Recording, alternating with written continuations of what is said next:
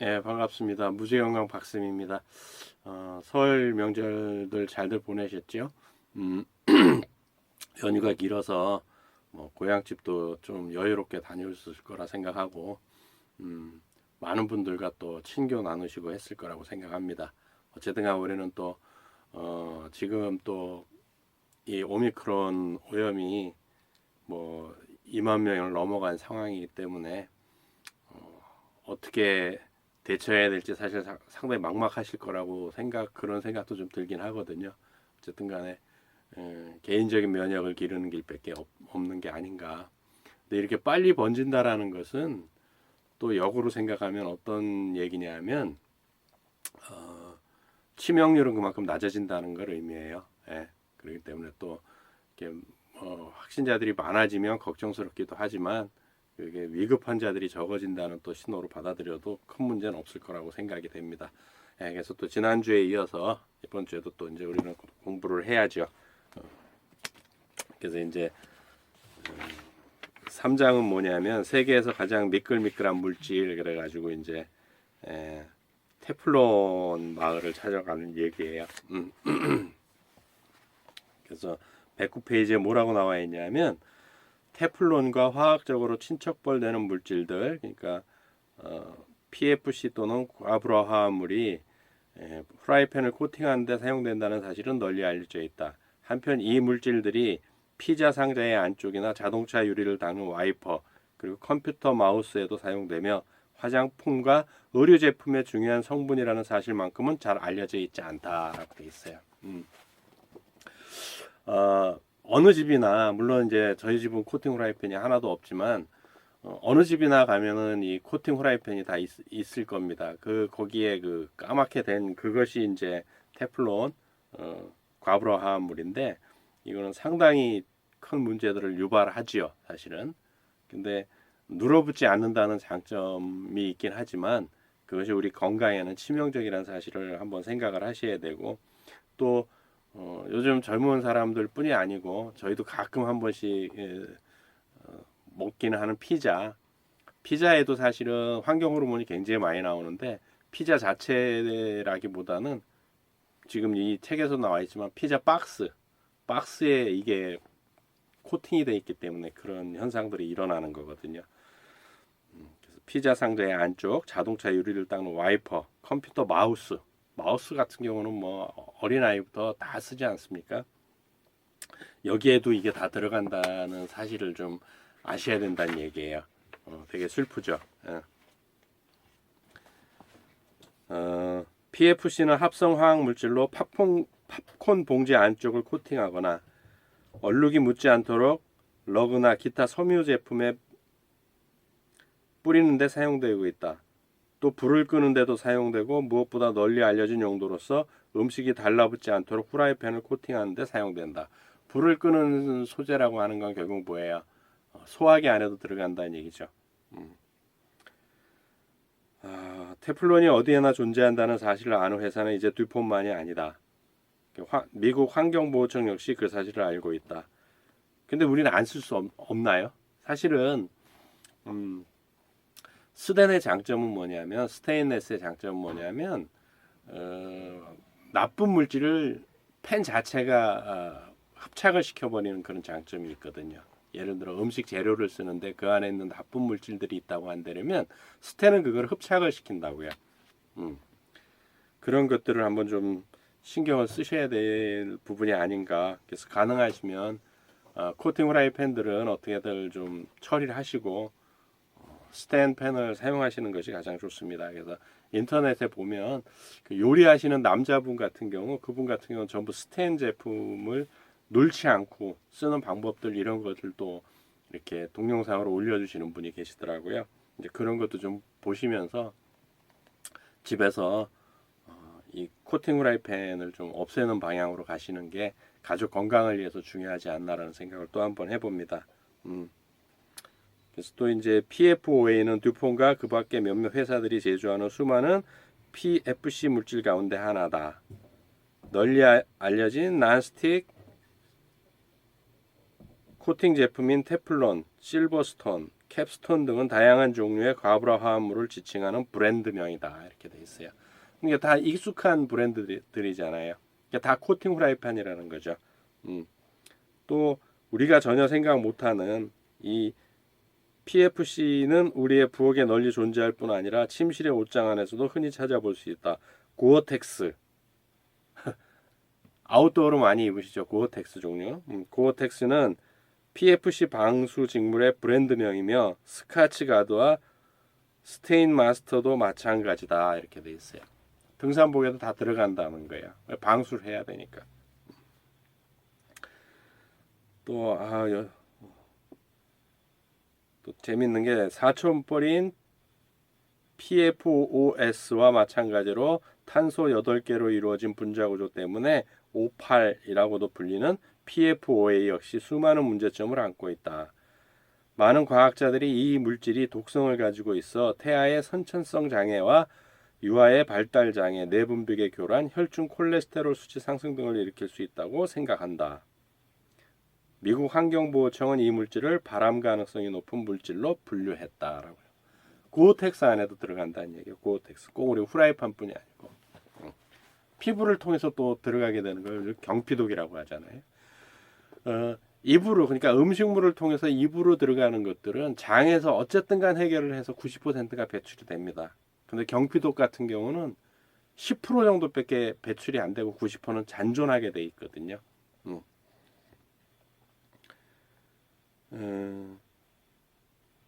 오래가는 성질, 아무것도 달라붙지 못하게 하는 미끌미끌함, 무엇에 의해서도 분해되지 않는 성질이 바로 주요 문제점이다. 그러니까 그 무엇도 PFOA를 없앨 수 없는 것이다. 햇빛도 우리 체내의 위산도 이것을 분해할 수 없다. 일단 PFOA가 탄생하면 이것은 아주 길고 길게 간다. 이 물질들은 아마도 수세기에 걸쳐 환경 속에서 잔류할 것으로 보인다. 답답하죠. 네. 지금까지 만들어진 PFOA 분자 하나하나가 지금 현재 우리 주변에 존재하고 있는데 이는 아마도 우리가 내다볼 수 있는 미래의 어느 시점까지도 계속해서 존재할 것이라는 의미다. 우리 후손들도 계속 같이 살아야 된다는 거예요. 이해하고 더불어서. 112페이지에 뭐라고 되어 있냐면 환경으로 직접 방출되는 것 이외에 PFOA는 소비자나 제조업체가 직물이나 소파와 같은 가구에 뿌리는 제품에 들어있는 플로로텔로머라고 하는 특별한 종류의 PFC 분해 산물로서 간접 생산되기도 한다. 제품에 뿌리는 스프레이 종류에도 들어가 있다라는 거예요. 또 되게 재밌는 얘기가 113페이지에 뭐라고 되어 있냐면 소비자 제품 안에 PFOA 자체는 그다지 많이 들어있지 않습니다. 하지만 이 물질에 전구체가 들어있습니다. 전구체라고 하는 것은 고물질로 전환되기 전 단계거든요. 결국 이게 변환을 일으키면 고 PFOA로 바뀐다라는 얘기예요. 전 세계를 돌아다니는 것은 PFOA 자체가 아닙니다. 바로 그 물질의 전구체가 퍼져나간 것입니다. 그것이 시간이 지나서 변화가 되면 PFOA가 되는 거죠. DDT가 DD2로 변했듯이. 계속 자연계에 남아 있다는 얘기예요. 그래서 여기 뭐 테플론 마을에 간 뭐 그 기행 얘기들이 쭉 나오는데 이런 거는 좀 그렇고 123페이지에 이게 되게 놀라운 얘기들이 또 나옵니다. 듀폰은 1961년 무렵부터 PFOA가 건강에 위협이 될 수 있다는 사실을 알고 있었던 것으로 나타났다. 회사의 연구원들이 대량의 PFOA에 노출된 쥐의 간이 비대해지는 사실을 발견했던 것이다. PFOA 및 관련 화학물질에 관련된 듀폰의 내부 문서는 이 모든 물질들은 극도의 주의를 기울여 다루어야 하며 직접적인 피부 접촉을 절대로 피해야 한다라고 명시하고 있다. 듀폰은 사람들에게 노출된 PFOA의 농도가 너무 낮아서 건강상 문제를 일으킬 리 없다고 주장한다. 61년도부터 이게 인체에 피해를 줄 거라는 걸 알면서도 만들어냈다라는 거죠. 돈을 벌기 위해서는 수단과 방법을 안 가린다라는 얘기예요. 물론 기업도 생존해야 되기 때문에 그렇지만 이렇게 해로운 제품을 만들어서 그냥 유통시키고 그것이 뭐 계란 후라이가 안 달라붙는다 해서 전 세계에 팔고 지금 61년이면은 몇 년이 지난 겁니까? 60년이 지난 거 아니에요. 60년이 지나도록 계속해서 판매되고 있고 그것을 대를 이어서 쓰고 있다라는 거죠. 그러니까 우리는 서서히 죽어가고 있는 거예요. 쥐는 체격이 작기 때문에 같은 양에 노출돼도 금세 간이 비대해졌지만 인간은 서서히 쥐보다 훨씬 크기 때문에 서서히 중독되고 또 대를 이어서 자식들에게 대물림 된다라는 얘기죠. 재밌네요. 그래서 뭐 소송 걸린 얘기들도 쭉 나옵니다. 그래서 이제 131페이지에 프라이팬에서 땡땡땡해서 테플론 중독에 대한 얘기가 나오거든요. 몇백 년 동안 석탄을 캐는 광산에서 광부들은 카나리아를 먼저 탄광 안으로 내려보냈다. 그래서 카나리아가 죽으면 가스가 있다는 것으로 알고서 안 내려갔거든요. 그리하여 새가 죽으면 광비들은 땅속의 공기가 사람들에게도 해로울 것임을 알아차렸다. 어쩌면 우리는 현대판 카나리아의 경고에 귀를 기울여야 할지도 모르겠다. 난스틱 코팅은 글자 그대로 부엌에서 카나리아의 목숨을 앗아간다. 그 이유는 아마도 섬세하고 약한 새의 호흡기가 난스틱 프라이팬을 높은 온도로 가열할 때 나오는 연기를 견디지 못하기 때문인 것으로 보인다. 코팅 프라이팬에 가열을 할 때 나오는 연기로 카나리아는 죽는다지 않습니까? 조류의 작은 폐에서 출혈이 일어나고 폐가 액체로 가득 차 결국 익사하게 되는 것이다. 이 급속하고 치명적인 증상은 35년 전부터 알려졌고 심지어 고유의 이름도 가지고 있다. 테플론 중독이 바로 그것이다. 난스틱 프라이팬, 토스터, 쿠키 받침, 피자팬 등이 모두 애완용 새를 죽음으로 몰아넣는 데 영향을 미친다. 조리도구만이 아니다. 다리미, 히터, 카펫을 바닥에 붙이는 접착제, 새로 산 소파 역시 애완용 새의 연약한 폐를 파괴시켜 질식에 이르게 한다. 다 버리고 살까요? 재밌네요, 그죠? 133페이지에 난스틱 코팅 물질이 다수의 독성 기체를 방출할 수 있는 정도의 온도로 금방 가열될 수 있음을 보여주는 증거들이 나와 있다. 난스틱 코팅 물질의 제조업체나 다른 독립적 연구기관에서 실시한 연구에 따르면 약 200에서 300도 사이에서 코팅제가 분해되기 시작하고 팬이 360도 이상으로 가열되면 매우 독성이 강한 기체가 방출된다라고 되어 있습니다. 보통 우리가 거기다가 뭐 나무를 볶는다든지 뭐 계란 후라이를 한다든지 뭐 많이 쓰지 않습니까? 안 달라붙기 때문에. 이번에 특히 뭐 잡채를 한다든지 할 때는 엄청 쓰셨을 건데 설이니까. 그런 것들이 이 프라이팬 온도가 300도 이상이 되게 되면 매우 강한 독성이 많이 나온다라는 얘기예요. 인간한테는 어떨까요? 그래서 참 135페이지에 그래서 먼저 질 좋은 후라이팬을 사야 한다. 최고급 명품 조리기구를 사라는 것이 아니다. 다만 어느 정도 믿을 만한 품질을 갖추고 있어서 빠르게 그리고 골고루 가열되고 일단 가열된 다음에는 그 온도를 일정하게 유지할 수 있는 팬이어야 한다. 처음에 후라이팬 하나를 사는데 돈이 조금 더 들지 몰라도 궁극적으로 오히려 돈을 절약하는 길이다. 왜 그럴까요? 병원비 안 들어가니까요.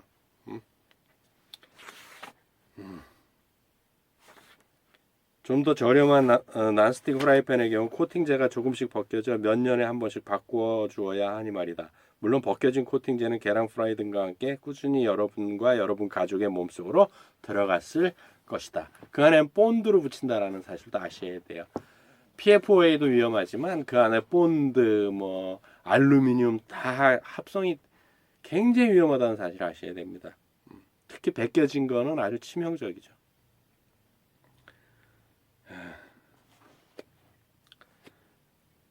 여기 136페이지에 음식이 팬에 달라붙는 데는 대략 세 가지 이유가 있답니다. 첫째, 팬이 충분히 뜨겁지 않거나, 그러니까 충분히 스테인레스 제품을 써도 충분히 예열을 시키면 안 달라붙거든요. 두 번째는 팬에 기름을 충분히 두르지 않았거나, 셋째, 금속 뒤집개 대신 플라스틱 뒤집개를 사용하기 때문이다. 그러니까 결국 조리 도구는 전부 뭘 써야 된다고요? 스텐 종류를 쓰셔야 된다는 얘기예요. 그래야 좀 가족이 안전하게 음식을 해서 먹을 수 있다는 얘기가 나오는 겁니다. 138페이지에 이렇게 돼 있어요. 우리는 대부분 우리가 제대로 알지 못하는 잠재적 독성을 가진 5만 가지 물질들을 먹고 마시며 그 안에 온몸을 푹 담그고 있다. 이 모든 화학 물질들이 우리가 마시는 물 속에서 한데 합쳐진다고 하더라도 우리는 이 물질들이 어떻게 상호작용할 것인지 또는 우리 몸에 어떤 영향을 미칠 것인지 특히 그것이 태아나 어린이의 뇌 발달에 어떻게 작용할 것인지 거의 알지 못한다. 칵테일 효과가 일어난다는 얘기죠. 139페이지에 사실 한 가지 화학물질의 영향을 이해하는 것만도 무척 어려운 일이다. 왜냐하면 대개의 경우 어떤 화학물질을 50년에서 100년 정도 사용하고 연구한 뒤에야 그 영향에 대해 알 수 있기 때문이다. 그러니까 우리가 지금 쓴다고 해서 알 수가 없는 거예요. 50년 뒤나 100년 뒤에 알 수 있는 거죠. 그러니까 제가 태어나자마자 예를 들어 저희 어머니의 모유를 통해서 중독된 게 50이 넘어서 나타나는 거죠. 그러니까 그 연관성을 지킬 수가 없는 거예요. 그래서 50대가 되고 60대가 되면 암이 발생하는 가장 큰 이유 중에 하나가 이런 것들이라는 거죠. 만성 질환에 걸리는 이유들이 이게 50년, 100년을 몸에 축적이 된다는 거죠. 근데 우리는 앞으로 100년을 살아야 되는데 지금 영안실 한번 가보십시오. 상을 당해서 가보신 데는 어때요? 대부분 90대 분들이시거든요. 그러면 지금 돌아가시는 분들이 90대 분들이면은 20년대생들, 30년대 초반생들 분이세요. 그 당시에 태어나신 분들이시거든요. 그러면 저희는 60년대생이거든요. 60년대에 태어났기 때문에. 그럼 20년대, 30년대 태어나신 분들보다 3, 40년 뒤에 그렇기 때문에 100세는 충분히 살 거라고 보거든요. 그럼 100년 동안 이게 계속 몸에 축적된다고 한번 생각을 해보십시오. 이성하겠냐고요. 오늘 또 아침 신문에도 연금 개혁을 안 하면 90년생부터는 연금이 아예 단 한 푼도 못 받을지도 모른다고 얘기가 나오더라고요. 기사가 났습니다. 근데 그것도 잘못된 정보라고. 훨씬 그 이전부터 못 받을 확률이 높다라고. 예. 그래서 이제 파트 4에서는 석유 화학 물질의 새로운 용도 해가지고 이제 파트 4가 나옵니다. 지금 코팅 후라이팬에 대한 얘기였고요. 뭐 이게 어려운 얘기들이 좀 있긴 한데, 하여간 뭐 브롬 얘기도 나오고 하는데, 152페이지에 뭐라고 되어 있냐면 오늘날 사용되고 있는 약 175가지의 방염, 방화용 화학물질 가운데 가장 흔히 사용되고 또한 가장 논란이 되고 있는 물질이 바로 이 브로마 화합물이다. 브롬 얘기가 나오는 이유가 이제 이런 거죠. 그래서 사실은 지하철에서 불 나도 이제 연기 안 나오게 하는 것들 있지 않습니까? 지하철 뭐 시트라든지 이런 것들도 전부 브롬이에요. 브로마 화합물이기 때문에 사실은 굉장히 안 좋은 거죠. 또 지하철역에 가면은 방화 연기 못 나오게, 그러니까 불이 났을 때 연기 못 가게 이렇게 플라스틱 세워놓은 거 있죠. 천장에 보면 있거든요. 그런 것들도 다 브로마 화합물이라는 얘기죠. 환경 호르몬이라는 얘기예요. 154페이지에 보게 되면 1960년대 미국에서 유연 휘발유의 사용이 단계적으로 폐지되자 브롬 생산 회사들은 그들 제품의 새로운 사용처를 만들어내야 했다. 그것도 재빨리. 당시 최대 규모의 브롬 생산 회사였던 그레이트 레이크 케미컬 코퍼레이션은 EDB를 미국 내에서 살충제로 사용하기로 했다. 이 위험한 거를 살충제로 사용한 거죠. 이 계획은 한동안 추진되었다. 그러나 1983년 미국 환경보호청이 EDB가 농업용으로 사용되는 데 대해 전면적인 긴급정지 명령을 내렸다. 그러니까 60년대부터 83년 정지될 때까지 20년 동안 그냥 농약으로 사용된 거예요. 참 슬픈 얘기들이죠. 유연 휘발유에 해가 저물어갈 무렵 브롬의 새로운 사용처가 떠오르기 시작했다. 브롬 화합물은 방염제로 생산 시판되기 시작했다. 그레이트 레이크 케미컬은 1970년대 초에 새로운 방염제 공장을 몇 군데 지었고 그 이후로 브로마 방염제의 생산은 꾸준히 증가했다. 지금 현재 브롬의 사용처 가운데 브로마 방염제가 가장 많은 비중을 차지하고 있다. 뭐 이거는 정말 소화기 안 해도 또 들어가겠네요.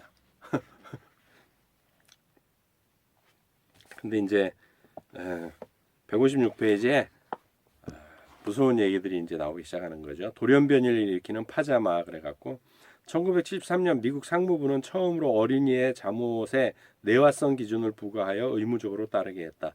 그 당시까지 어린이의 잠옷은 되게 부드러운 면으로 만들었다. 그런데 트리스 BP가 정부의 내화성 기준을 맞추기 위한 화학 처리제로 각광을 받게 되었고 한편으로 이 물질을 면 제품에 사용하기 어려웠기 때문에 잠옷의 소재는 점차로 폴리에스터로 옮겨가게 되었다. 그 이후 오늘날까지 폴리에스터는 어린이의 파자마에 가장 많이 사용되는 소재가 되었다. 결국 어린이 파자마에 브로마 화합물이 들어간다는 얘기죠.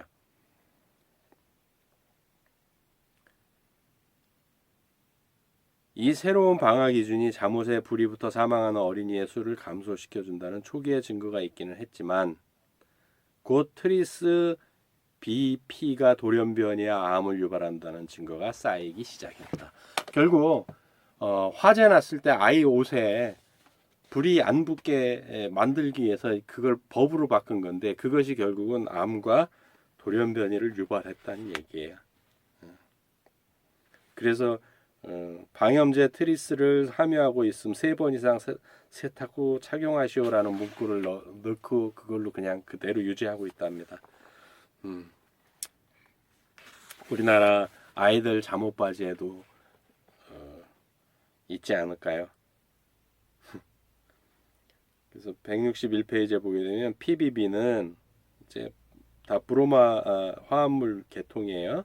미시건 케미컬 코퍼레이션에서 생산하는 것으로 TV, 타이프라이터, 산업용 기계 등에 들어가는 주용으로 찍어내는 플라스틱 부분에 들어가는 방염제다.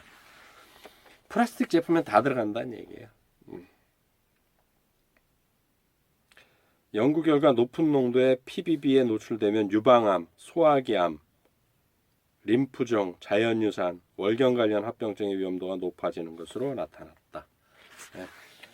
결국 사업을 하기 위해서 사람을 죽이든 말든 그 관계없게 이렇게 지금 모든 제도들이 돼 있는 것 같아요. 물론 안 쓸 수는 없지만 말입니다.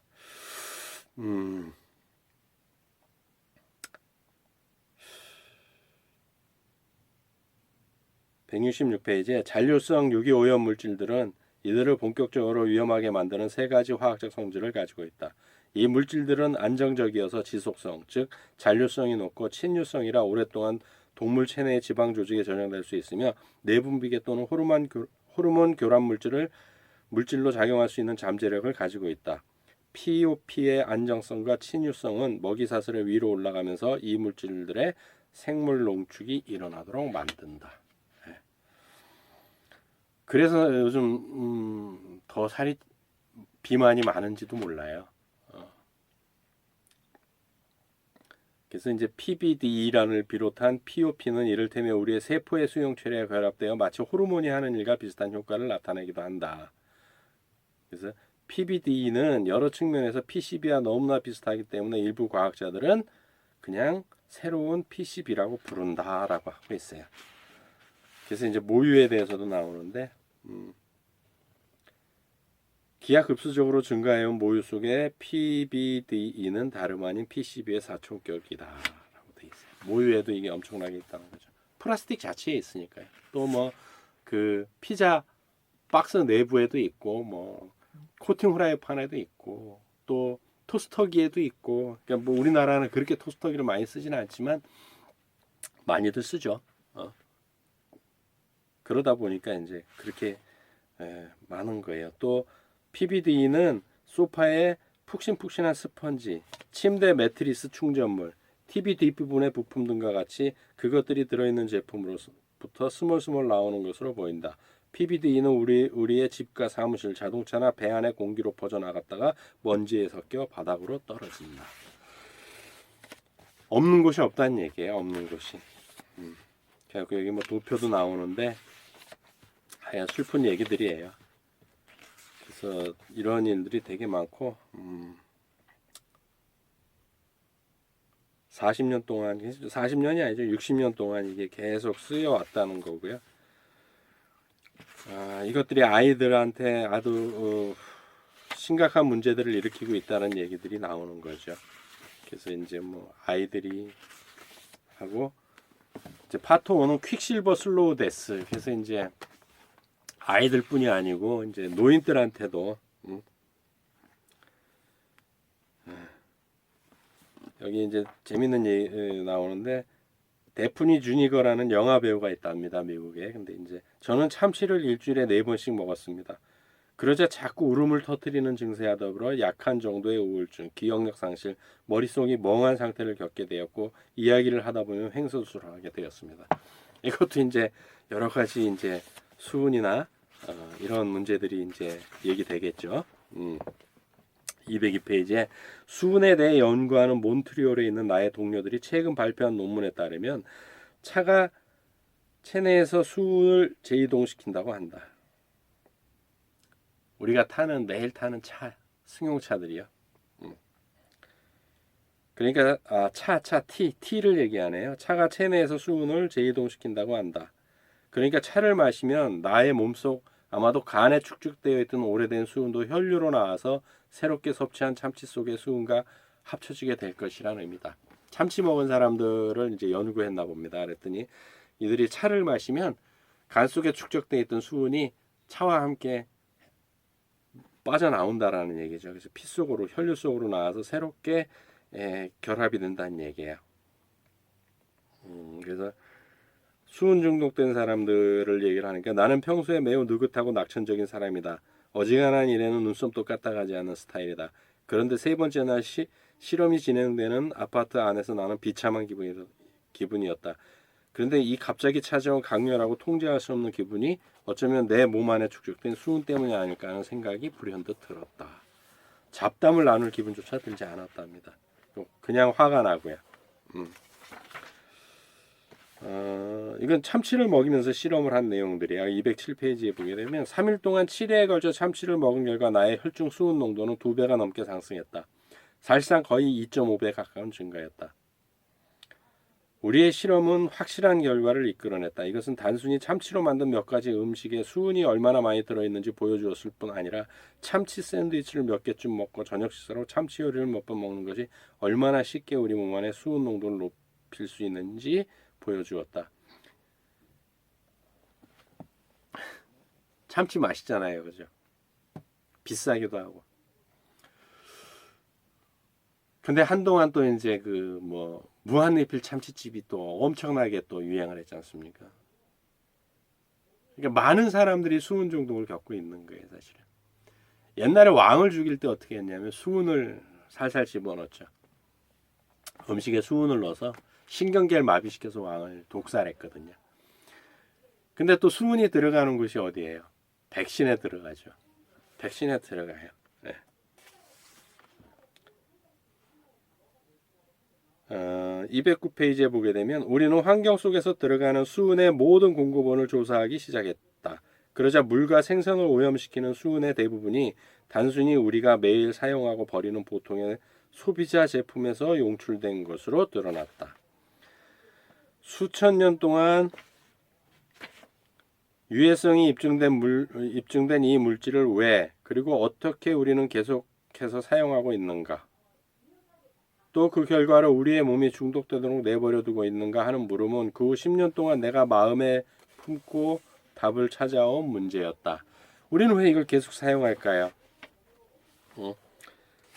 213페이지에 오늘날의 수은 오염은 좀 더 복잡하다. 이제 질병과 죽음까지 일으킬 수 있는 직접적인 노출에 대해서는 예전보다 우려가 줄어들었다. 대신 장기간에 걸쳐 소량의 수은을 섭취할 경우 특히 어린이에게 미묘한 신경발달상의 문제를 일으킬 것이라는 점이 염려의 대상이 되고 있다. 어린이뿐이 아니죠. 이건 이제 성인들조차도 실버조차도 긴 시간에 걸쳐서 계속 축적된다는 얘기예요. 수은에 노출되면 영구적인 뇌 손상, 중추신경장애, 기억력 상실, 심장병, 신장 이상, 간 손상, 암, 시력 상실, 감각 상실, 진전, 떨림을 얘기하는 거예요. 등이 나타날 수 있다. 수은은 또한 내분비계 교란 물질로 의심되는 물질이기도 하다. 내분비계 교란 물질은 생식 및 태아와 유아의 내분비계 발달에 큰 손상을 준다. 일부 연구는 수은이 다발성 경화증, 주의력 결핍 증후군, 파킨슨병과 같은 신경계 이상과도 관련이 있을 것이라고 주장한다. 예. 요즘 현대인들이 많이 걸리는 거잖아요. 파킨슨, ADD, 다발성 경화증, 간 손상, 암, 신장 이상, 심장병, 기억력 상실 뭐 이런 것들이 음식을 통해서 이런 화학 물질을 통해서 흔히 수은을 포함한 모든 종류의 독성 화학 물질들이 결국 북극 지역에 모여서 점점 농축된다. 지구의 기후 패턴의 영향과 독성 배기가스의 원천이 대개 북반구에 모여 있는 까닭이다. 너무 좀 심각한 문제들이 너무 많네요. 그러다 보니까 또 시간이 너무 많이 지났는데 나머지 부분은 다음 주에 이어서 계속 진행하도록 하겠습니다. 수고하셨습니다.